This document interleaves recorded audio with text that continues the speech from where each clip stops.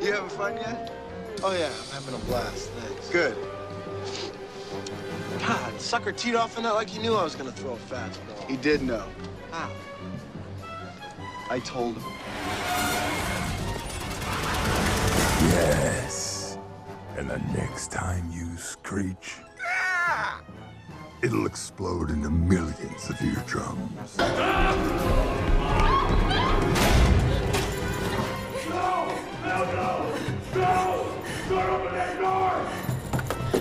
Just so you understand, right now, out there on your own, your life expectancy is like here. With me, it's here. Without me, here. With me, without me. With me, without me. Just however many times it takes, pump it, then you're in the water and off you go. Hey, hi, how are you? I'm not gone. I was temporarily asked to leave the state. Actually, that's true. But I'm back, and we're going to try to play catch-up with some of the things that I saw, probably you've already seen, that are in theaters and on home video on the show. We're not going to waste any time. We're going to whiffle, not trademark, we're going to whiffle on over this other camera. I cue them. And nope, wait, we're going to whiffle on over to this other, nope, we're going to whiffle on, hey, see, it's been a while for all of us, you understand. So, I don't know if you heard about these movies. They make these Marvel movies. Nothing to do with the ice cream cakes. This is a little bit different. Superhero movies. Guys who can fly, ladies who can fly and hit real hard and jump through things and see through things and have abilities and such. Well, the Marvel people have made this series of films where these characters team up. And you know what I'm talking about. This is the movie that everybody has gone to see. It's like one of the biggest films ever. I couldn't see it for a couple of weeks, and it was still hard to get a ticket to see this. This is the culmination of all of the Marvel movies that we've had up to now. They've all led up to this point. Things may begin, things may end. We don't know what's going to happen, but you probably already saw it like me. This is the Avengers Endgame. So I was not able to see this opening weekend, and I became a digital hermit for like 2 weeks. I didn't want to hear anything about this movie. And I'm not like crazy for the Marvel movies. I enjoy them all and they're fun. And I thought Infinity War that led up to this was all, you could almost say that was part one and this is part two, was really good and heavy and powerful and all that. I just don't want to know what's going to happen in the movie before I go and sit down in the theater. And it was to the degree where I was walking past the theater that I couldn't go into and people had come out of this and were talking about it and I had to do this the whole time. So I went into this without gigantic expectations. I was curious to see how they were going to resolve what happened at the end of the previous film. Now, I'm a big anti-spoiler guy, but I feel like you should never say spoilers. But so if you haven't seen Infinity War, okay, if you haven't seen Infinity War or a lot of the other Marvel movies, this movie isn't going to mean squat to you. So just turn your sound down for a little bit until you see the next trailer come up. So at the end of Infinity War, basically what has happened is Thanos, this big evil, universe squashing tyrant guy in space, wipes out 50% of the population in the universe, including a lot of the Avengers. And people, I think, didn't expect that going into the movie. And at the end of Infinity War, they don't all come back. They just leave you with, hey, these people have been turned to dust. So walking into Endgame, what you're wondering is, how are the Avengers going to undo this? Are they going to undo this? There's a lot of vibe that maybe nobody would walk away at the end of this movie. A lot of the actors' contracts are up and they haven't renewed them or they don't want to do these characters anymore. So there was a sense of finality going into Endgame that I had, and I think a lot of people who are in the know had. And as I said, if you don't watch the Marvel movies, this movie will mean zip. There's no point of going to see this movie unless you just like pretty colors and special effects, because the characters, you won't understand who's who. There's references to things that as somebody who saw all the other films, I didn't understand a lot of the references. It's very much for fans, which is fine. It doesn't have to be for everybody. So going into this, it's how are they going to resolve these things, and will there be a happy ending? What does this mean for the future of the franchise? The franchise is not going to stop regardless of what happens to anybody. And I thought this was good. I didn't love it. I didn't think it was as good as Infinity War. Some people really, really like this, but I thought it was fine. It's very slow. It's 3.5 hours, I believe. It takes a long time to get going. It basically continues where the previous film left off. So it's a lot of dealing with grief and moving forward and coping and loss and all of that stuff. And how does the world rebuild when half of it suddenly disappears? And it was really well done. The effects are great. The cast is great.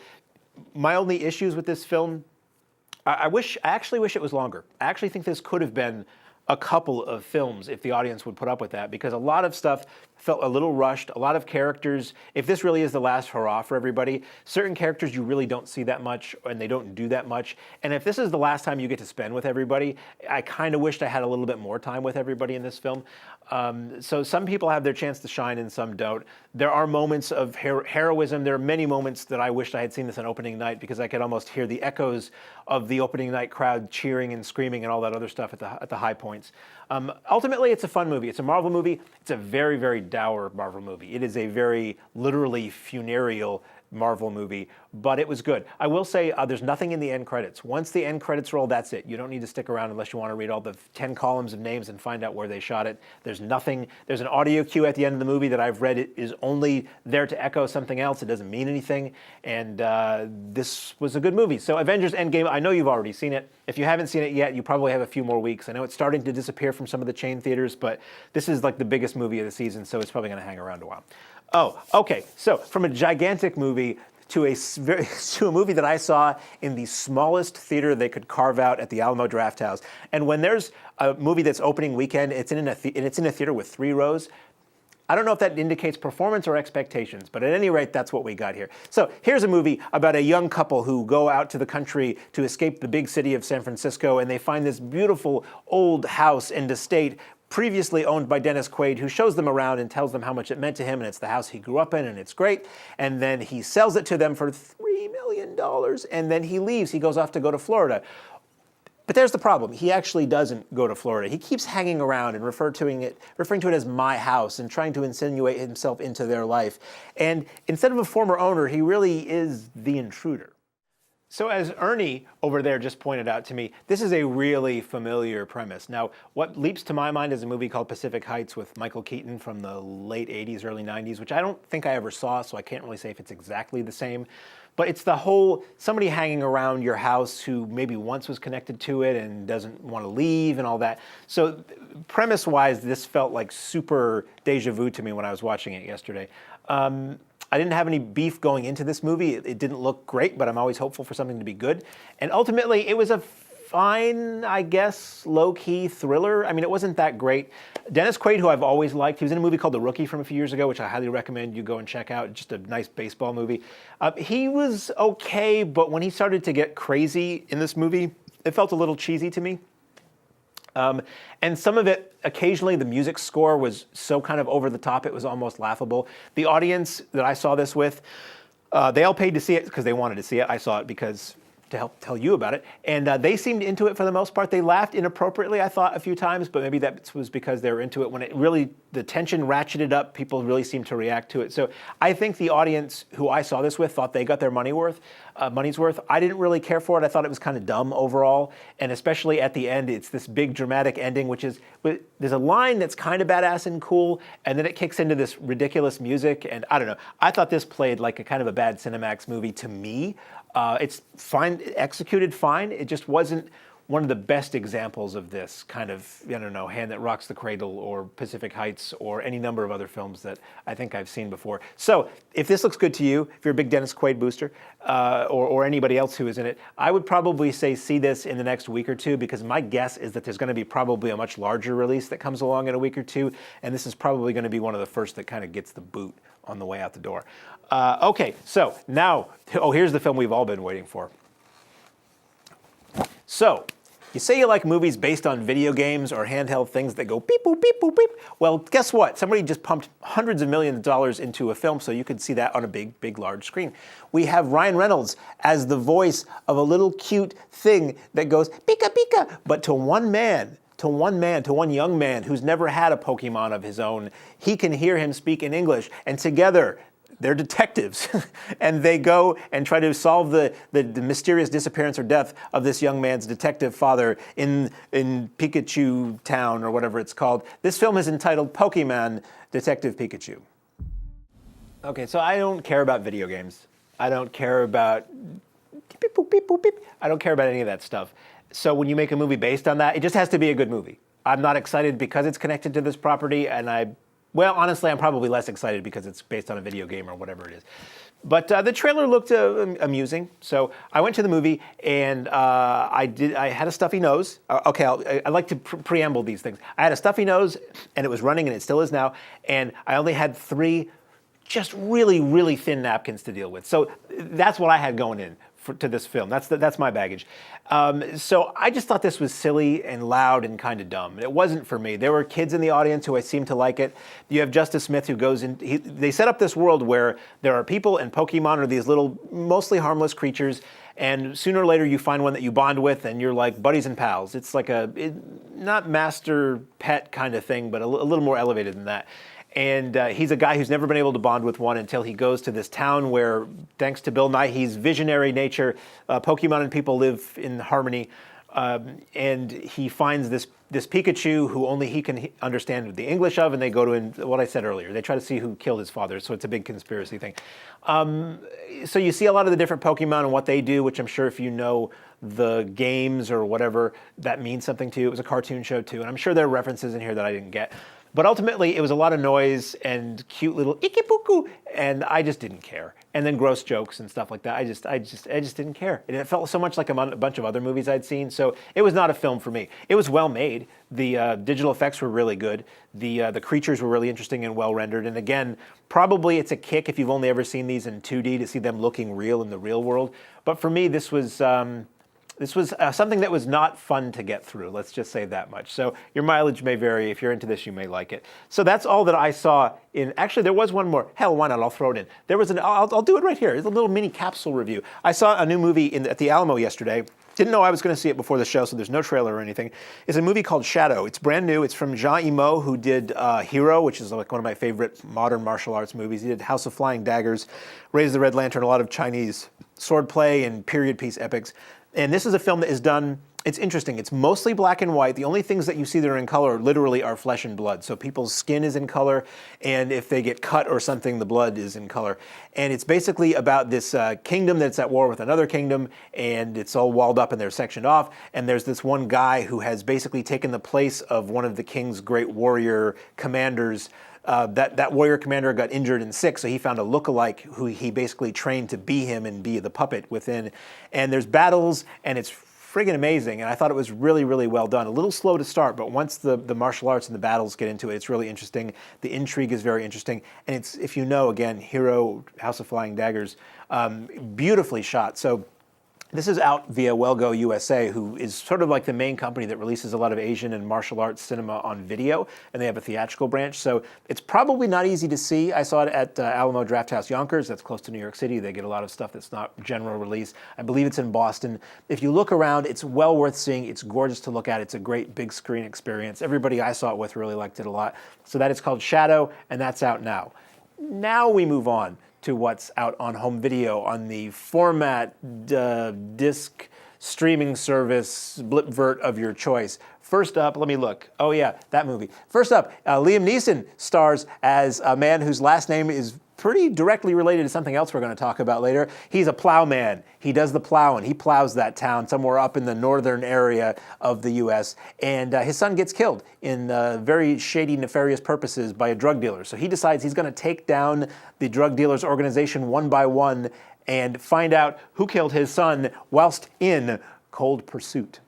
So remember, call Mr. Plow. That's my name. That name again is Mr. Plow.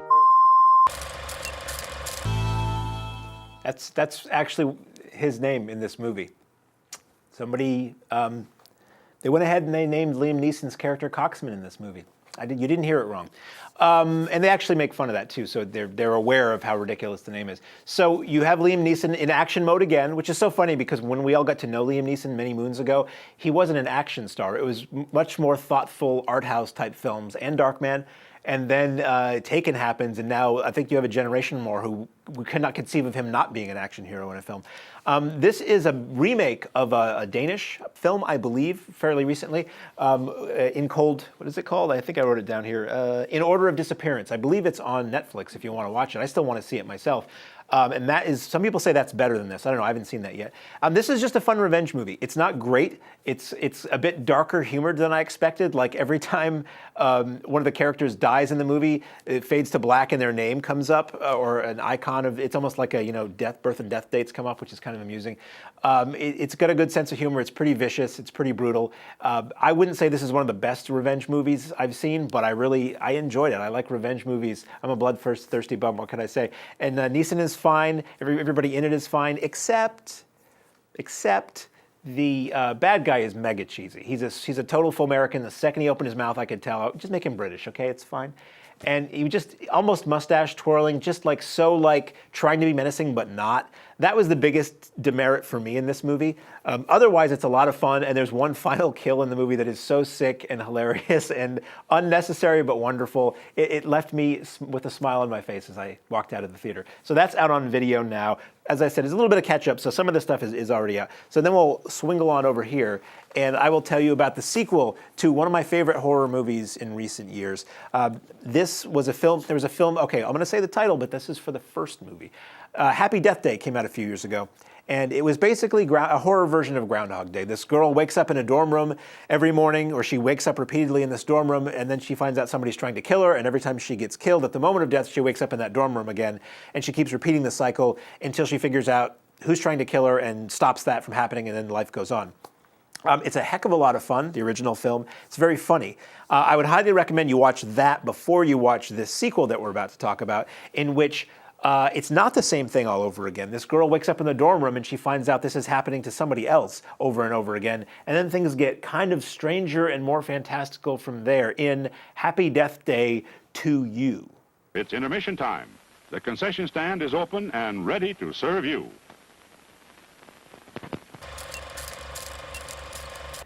I loved it. I thought, going into this, I'm like, okay, well, even if it's the same thing all over again, if they make it clever, like the Final Destination movies, it's about the kills. If they make it clever, I'm okay with that.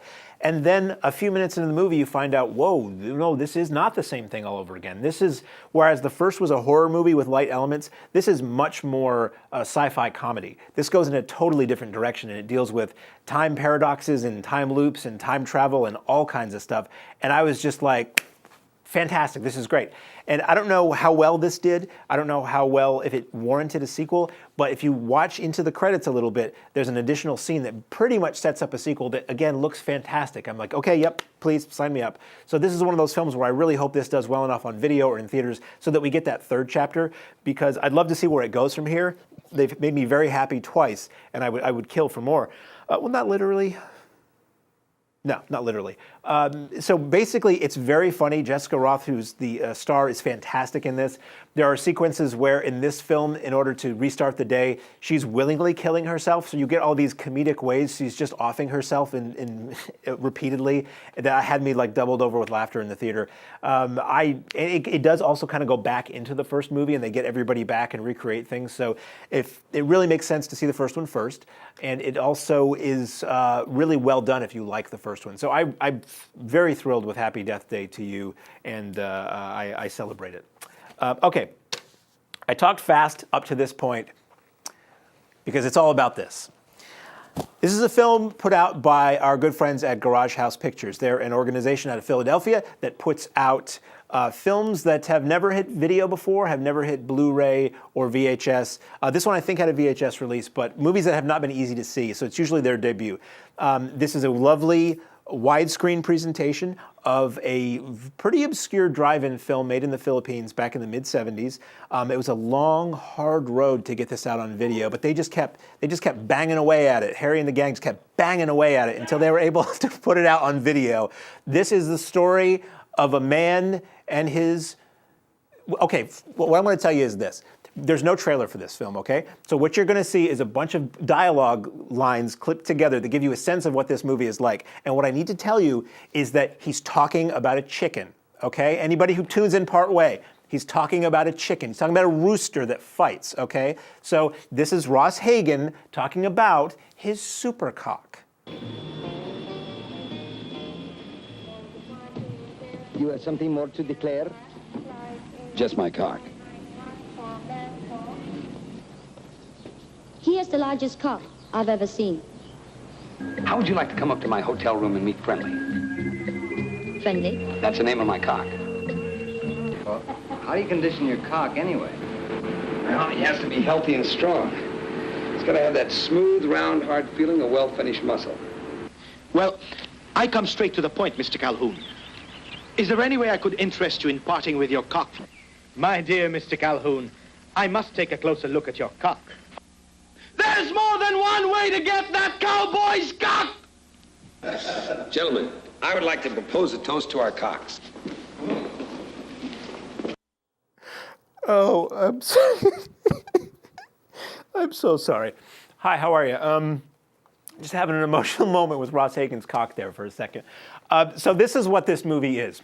So there is this, cockfighting is a thing, illegal in the U.S., legal in the Philippines.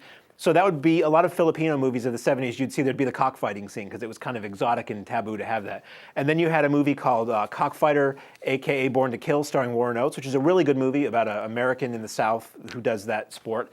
You had Rooster, Spurs of Death. You had a couple cockfighting, the brief vogue of cockfighting movies in the 70s. And then Ross Hagen and the gang get together and say, we're going to do this, but we're going to use that kind of taboo word as often as possible. So I'm watching this movie and I'm like, oh, this is just some kind of, cockfighter knockoff. And then they start using it and I'm like, wait a minute. They know what they're doing here. This is really funny. And I'm sitting in my bedroom at home and I'm laughing my ass off through this whole movie, and I keep rewinding it, and I'm like, I can't believe this dialogue. This is fantabulous.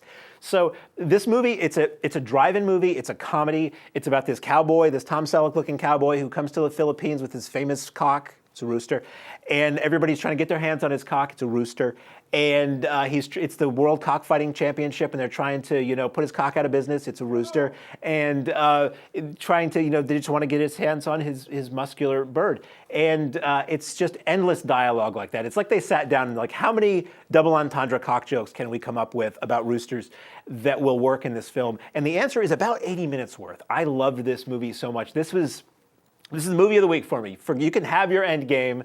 I will have Ross Hagen Supercock in my game all day long. It's fantastic. So the transfer looks great. This is a Blu-ray from Garage House Pictures. Again, you can get it online, Diabolic DVD, Amazon, everywhere. It's a pretty limited edition. So I think if you want to get this, you probably sooner than later is a good idea. And there's a commentary with Fred Olen Ray, who was sort of the rights owner for this and who knew Ross Hagen very well. I haven't had a chance to get to that yet. I really wanted to listen to that before I came here to see if I had any more cock stories for you. And it's a great package, so to speak. I will also say, I almost wore it today.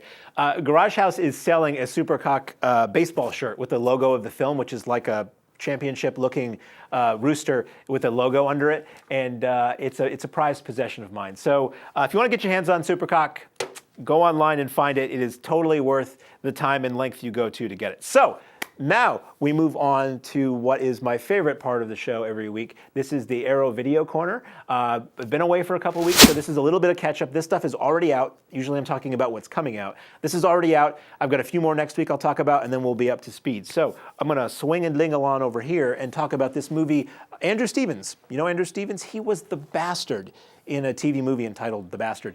And he was Stella Stevens' son. He was in a lot of films and TV shows in the 70s, 80s, and beyond. And here's a film where he stars as a man who moves with his new family into an old southern plantation, and they find out that there's old bad juju going on those grounds where bad things happened many years ago. And there are amulets and spirits and demons and all kinds of things that result in he and the family being scared stiff. Hi. Wasn't looking at the phone at all. So this is a film I thought I hadn't heard of. I see Scared Stiff and I think of the old Martin and Lewis film, and that's not that.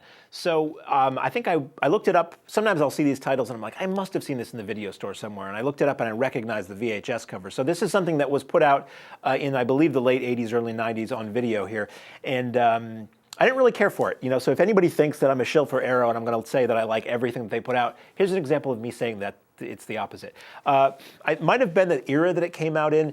There's a certain point into the 80s and into the 90s where I just don't like the look of how things were shot, just the photographic look and the look of the culture of the time. So I'm not nostalgic for that, so it doesn't attract me. And I just thought it was kind of cheesy. Now this might be right up somebody's alley if you're really into 80s, late 80s horror films. straight-to-video stuff because it has that feel. The effects are so okay for the era. The acting is fine, I guess. Andrew Stevens is solid, certainly. But it was just, I just couldn't get into it for whatever reason. It seemed very silly to me and very repetitive, and it was just not my bag. And basically, it's this family in this big old plantation, and I'm trying to remember, it's been a few weeks. It was some sort of an amulet or something curses them, and Andrew Stevens sort of gets possessed and starts turning into this bad guy or creature or whatever, and it's them trying to, try to maintain the nuclear family, as it were, versus trying to get out of there, Amityville style, or get away from him who's going crazy. Loaded with extras. It looks great. It looks fine. I won't fault the presentation in any way, and it had just a boatload of extras, as Arrow does. It's got, behind the scenes making ofs, vintage featurettes, new featurettes, commentaries, short films. I mean, it was really loaded with stuff. Had I been more into the film, I might have actually delved into those a little bit. I started to, and it was one of those where, it's like, I don't like this movie. Why am I watching the extras? But if you do like Scared Stiff, you will have quite literally hours worth of additional viewing that are on this disc. So that is Scared Stiff, out now on Arrow Video. Now we have an even, I'm going to have to actually read the title of this one. So this is a film I'd never heard of. This is a film from 1998. This is, I believe, Arrow Academy. Now we have Arrow Video, which tends to do horror, giallo, genre films, fun stuff, and Arrow Academy, which is also fun, but it's more art house films, more serious dramas and intellectual films that don't involve martial arts or beheadings, although they could. So here's a film from 1998. It takes place in Stalinist Russia in the 50s, I believe, 1953, when there was this purge of doctors. There was some really bad authoritarian regime stuff going on in Russia at that time. And this film is sort of an absurdist comedy take on that. And it is entitled, sorry I have to read, Khrustalyov, My Car. I didn't watch the extras on this, so I cannot confirm nor deny that title may be a riff on Dude, Where's My Car? So this was a film that shot in very stark, crisp black and white. Looks fantastic on the transfer. It's a very busy film. A lot going on, a lot of different characters, a lot of camera stuff, very absurdist, very wacky. And I shut it off about 5 minutes in. Not 5 minutes, maybe about 10 minutes in. I tried this movie twice, and I just could not. For me, this movie was impenetrable. I don't know if it was the time of day I was trying to watch it. I don't know if it was my mindset at the time. I'm open to anything Arrow sends, and it's very rare that I don't like something they put out because they have a pretty high bar on what they release. But I just could not get this movie. There was so many different characters and so much dialogue and people throwing names around. It was like when I tried to watch the Ken Burns baseball documentary. It was just names and stats and years, and I was just like, what? So that's what I was like with this film. I really wanted to get into it, but after a while, I felt lost. I'm like, what is going on, and how much longer do I have to watch this before I can understand it? There are a few extras on here that provide context for this period of history when this film took place to help understand what's going on in the broad scope of things. And there are extras about the film and about the director. But it was one of those things where I was like, this looks pretty, this looks interesting. I don't get this, and life's too short, so I just bailed on it. It felt very, very Terry Gilliam-esque in a way, with very, ornate sets and very visually dense things going on, a lot of crazy characters, a lot of people coming and going. It's extremely highly regarded. It's award-winning. Scorsese is a big champion of this film. If Arrow Academy puts it out, they must think it's good. It was just not a movie for me. So I would encourage you, if it looks good or if you've read up on it and it sounds interesting, it's a very well-made film. It was not a movie for me. So sorry folks. Sorry, Arrow. I didn't get to the end of that one. So that's all I have on my list for today. Some interesting things coming up. There's a lot of film events coming up that I'm going to, and I like to let people know about. I don't have any dates in my brain right now. I'm stuffy and allergic, and I can't think straight, so I'm not going to try to get it wrong for you. But if you go to Facebook, we have a Cinemaniacs Facebook page, and I share a lot of cool film screening events and video releases and video sales and all that. So if you like the kind of stuff we talk about here, if you go to Facebook /the Cinemaniacs, I think, or if you just search for Cinemaniacs, there may be more than one of us, but really, there's only one of us on there. And you can see all these different things. And I share from the region that I kind of frequent, but I know this show is seen around the country. And if other things pop up that I think are cool, be they in LA or Indiana or Chattahoochee, I'll put them on there if people are interested in seeing them.